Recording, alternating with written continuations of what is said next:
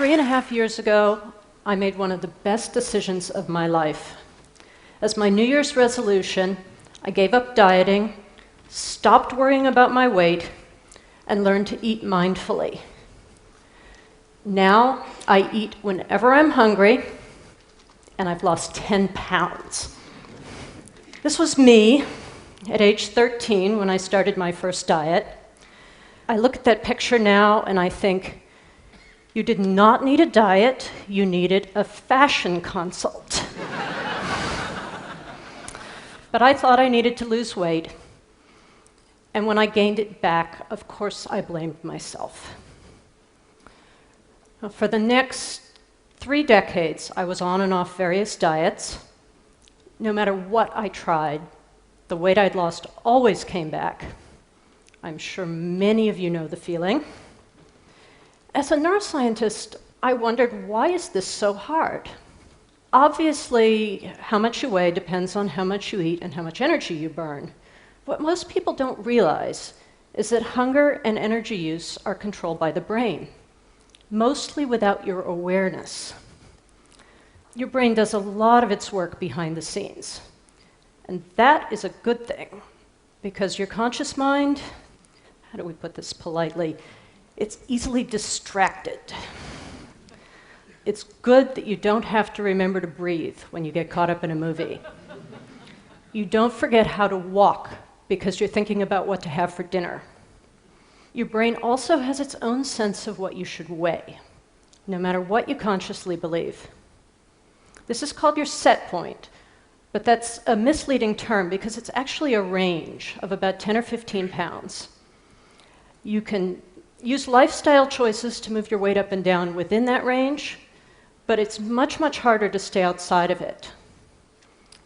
The hypothalamus, the part of the brain that regulates body weight, there are more than a dozen chemical signals in the brain that tell your body to gain weight, more than another dozen that tell your body to lose it. And the system works like a thermostat, responding to signals from the body by adjusting hunger, activity, and metabolism to keep your weight stable as conditions change. That's what a thermostat does, right? It keeps the temperature in your house the same as the weather changes outside. Now, you can try to change the temperature in your house by opening a window in the winter, but that's not going to change the setting on the thermostat, which will respond by kicking on the furnace to warm the place back up. Your brain works exactly the same way, responding to weight loss by using powerful tools to push your body back to what it considers normal. If you lose a lot of weight, your brain reacts as if you were starving. And whether you started out fat or thin, your brain's response is exactly the same. We would love to think that your brain could tell whether you need to lose weight or not, but it can't. If you do lose a lot of weight, you become hungry, and your muscles burn less energy. Dr. Rudy Leibel of Columbia University has found that people who've lost 10% of their body weight burn 250 to 400 calories less because their metabolism is suppressed.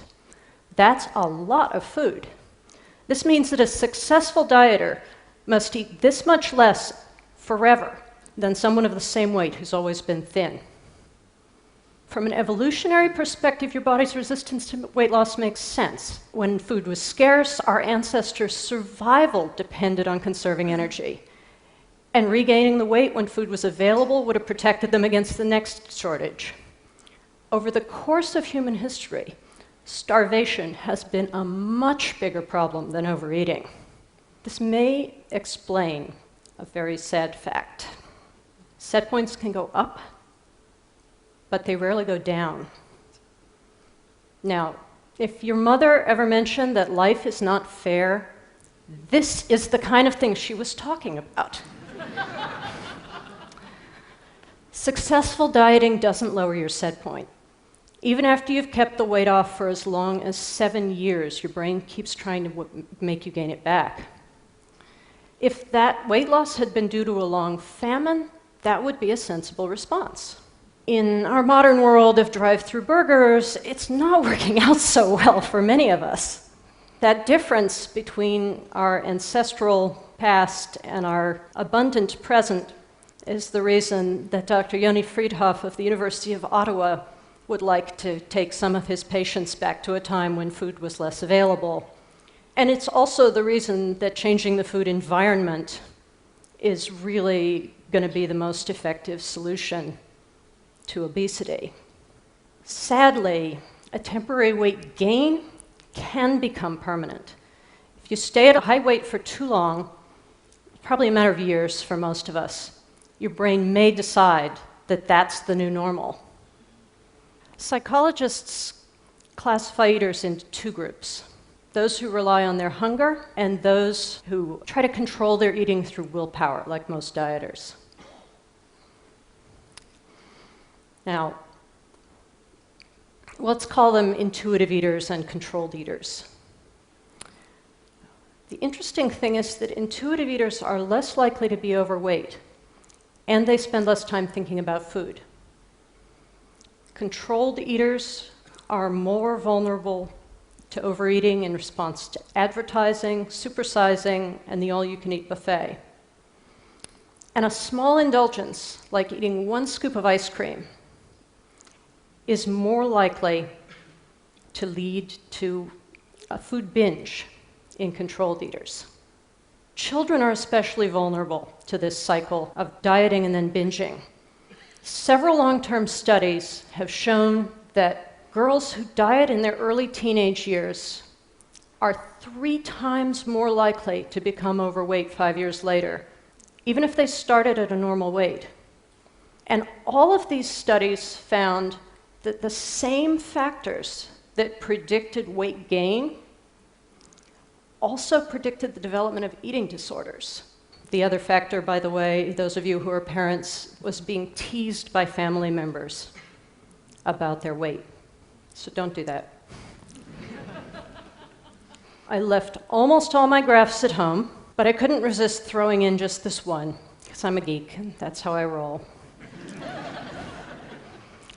This is a study that looked at the risk of death over a 14-year period based on 4 healthy habits: eating enough fruits and vegetables, exercise 3 times a week, not smoking, and drinking in moderation. Let's start by looking at the normal weight people in the study. The height of the bars is the risk of death, and those 0, 1, 2, 3, 4 numbers on the horizontal axis are the number of those healthy habits that a given person had. And as you'd expect, the healthier the lifestyle, the less likely people were to die during the study. Now let's look at what happens in overweight people. The ones that had no healthy habits had a higher risk of death. Adding just one healthy habit pulls overweight people back into the normal range. For obese people with no healthy habits, the risk is very high, 7 times higher than the healthiest groups in the study. But a healthy lifestyle helps obese people too. In fact, if you look only at the group with all 4 healthy habits, you can see that weight makes very little difference. You can take control of your health by taking control of your lifestyle, even if you can't lose weight and keep it off. Diets don't have very much reliability. 5 years after a diet, most people have regained the weight. 40% of them have gained even more. If you think about this, the typical outcome of dieting is that you're more likely to gain weight in the long run than to lose it. If I've convinced you that dieting might be a problem, the next question is, what do you do about it? And my answer, in a word, is mindfulness. I'm not saying you need to learn to meditate or take up yoga. I'm talking about mindful eating. Learning to understand your body's signals so that you eat when you're hungry and stop when you're full.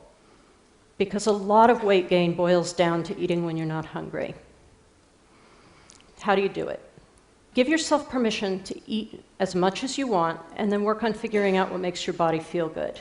Sit down to regular meals without distractions. Think about how your body feels when you start to eat and when you stop, and let your hunger decide when you should be done. It took about a year for me to learn this, but it's really been worth it. I am so much more relaxed around food than I have ever been in my life. I often don't think about it. I forget we have chocolate in the house. I mean, it's like aliens have taken over my brain. It's just completely different. I should say that this approach to eating probably won't make you lose weight unless you often eat when you're not hungry. But doctors don't know of any approach that makes significant weight loss in a lot of people. And that is why a lot of people are now focusing on preventing weight gain instead of promoting weight loss. Let's face it, if diets worked, we'd all be thin already. Why do we keep doing the same thing and expecting different results? Diets may seem harmless, but they actually do a lot of collateral damage. At worst, they ruin lives. Weight obsession leads to eating disorders, especially in young kids. In the US, we have 80% of 10-year-old girls say they've been on a diet. Our daughters have learned to measure their worth by the wrong scale. Even at its best, dieting is a waste of time and energy. It takes willpower, which you could be using to help your kids with their homework or to finish that important work project. And because willpower is limited, any strategy that relies on its consistent application is pretty much guaranteed to eventually fail you when your attention moves on to something else. Let me leave you with one last thought. What if we told all those dieting girls that it's okay to eat when they're hungry? What if we taught them to work with their appetite instead of fearing it? I think most of them would be happier and healthier.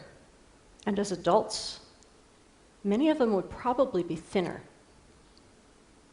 I wish someone had told me that back when I was 13. Thanks.